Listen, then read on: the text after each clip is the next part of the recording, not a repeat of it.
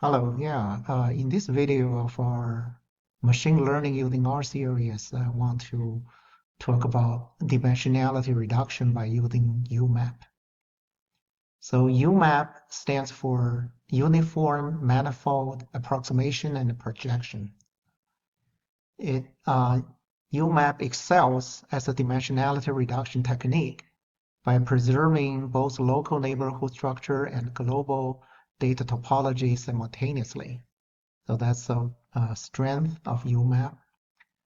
So let's reiterate this, called dual structure preservation, maintains local clusters while capturing broad manifold relationships. Unlike t-SNE, which is for local only, or PCA, which is for linear global only. So this is a very nice property for UMAP. Okay, and another strength is computational efficiency. Scales to millions of points using approximation nearest neighbors, much faster than t-SNE for large data sets. Okay?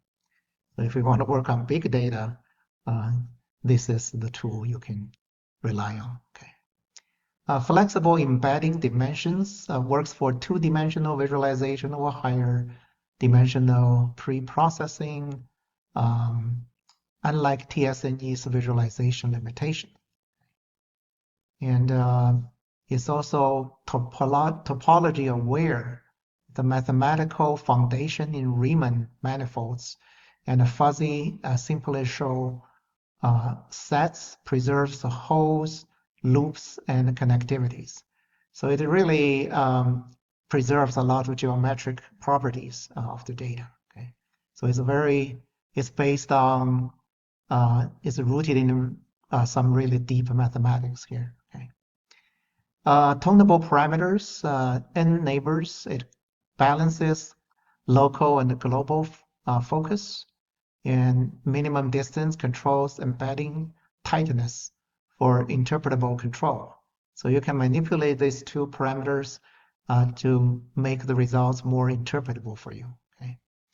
UMAP service visualization, clustering, pre-processing, and feature engineering across genomics, NLP, and images. So this is a very powerful tool, a very sophisticated tool, and based on mathematics theory. So it's something we should really learn and try to apply for especially large data sets. So in this video, I will just demonstrate how to perform UMAP analysis using two R packages. One is called UMAP, one is called uwot. Okay, let's get started. First, random seed, create a data set with 1,000 observations, 50 columns, 50 dimensions, and this is what it looks like. And then I pre-installed the package UMAP, set a random seed, loading UMAP, and the function in the RPack UMAP is also called UMAP. And you can see the usage is UMAP data, and you specify n neighbors, 15. Of course, you can change this value. And in components with the two, so we want to project to two-dimensional subspace. Minimum distance is 0.1, and the metric equal to Euclidean. So this R package UMAP is good for Euclidean distances. So it's running. It take us a little bit time. Okay, now this is done.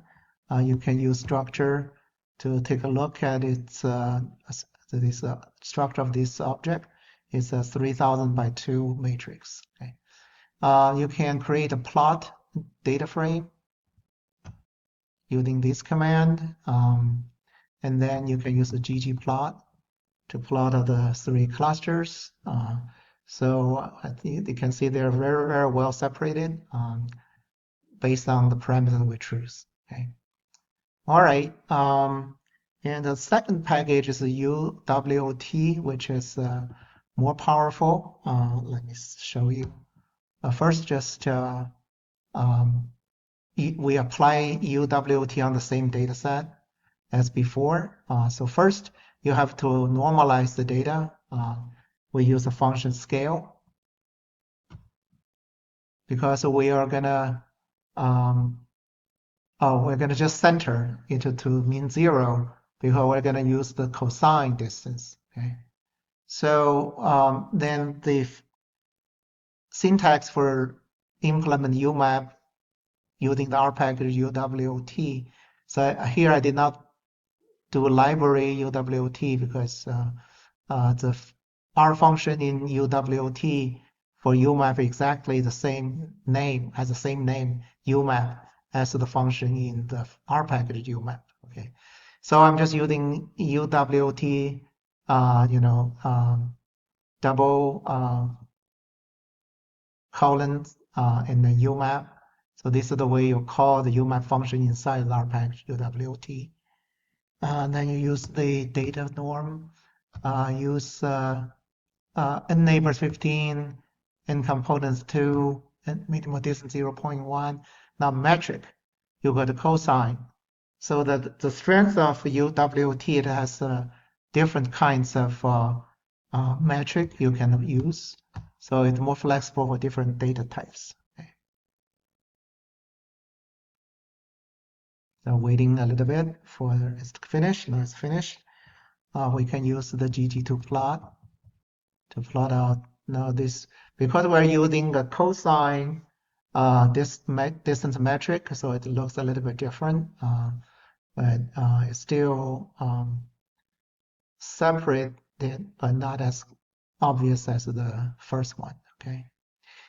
All right. I think one strength of UWT is it really works on not just numerical data, but a mixed type of data. You can have numerical data, you can have count data, you can have categorical data.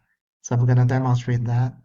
So here, let's set random seed again, sample size 300, and we create a 5 numeric.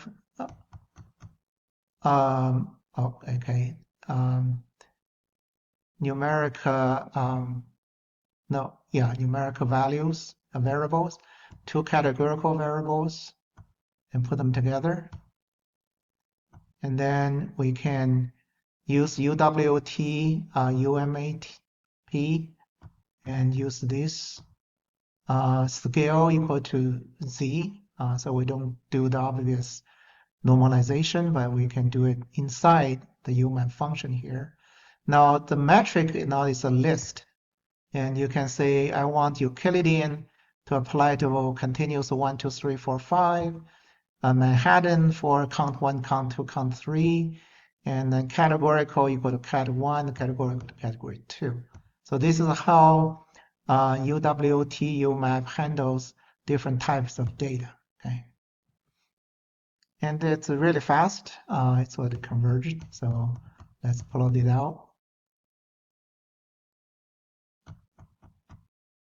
And it looks like that. It says it has different colors, color equal to cat 1. So there's 3 different type of colors, but maybe I'm a little bit colorblind, so I cannot really see the differences. But if you look closer, maybe you can tell the difference. Okay. Okay, so you can see this is the introduction to UMAP. And UMAP is a very sophisticated technique. I try to do more with the output, the results of UMAP analysis here. For example, you can extract the nearest neighbors and do graphs on it. And you can do some additional analysis, but I find those analysis tricky. I often run into error messages. So at this time, I will just stop here. I will continue to explore these packages, and in the future, we'll make another video for more advanced features of these packages. Thanks for watching, and hope you one day you will have a chance to apply this very powerful technique.